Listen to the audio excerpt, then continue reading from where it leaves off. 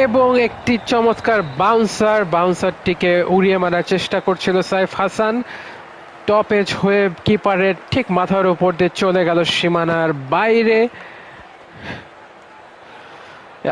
অল্প উইকেটটা আসলে পেয়েই যাচ্ছিল ফরিদ আহমেদ। তো আমি যেটা বলছিলাম যে যদিও স্পিনারদেরকে আরো ডেঞ্জারাস মনে হচ্ছে, কিন্তু আফগানিস্তানের ক্যাপ্টেন মোহাম্মদ নবী কিন্তু ভেবে চিন্তেই এই চেঞ্জগুলো করছে। কিন্তু সাইফ হাসান থামার পাত্র নয়।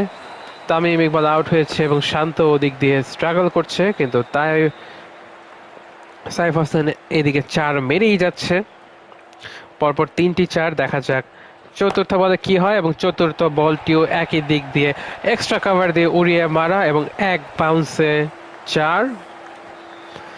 4 বলে 16 রান। যে প্রেশারটা আফগানিস্তান টিমের স্পিনাররা এবং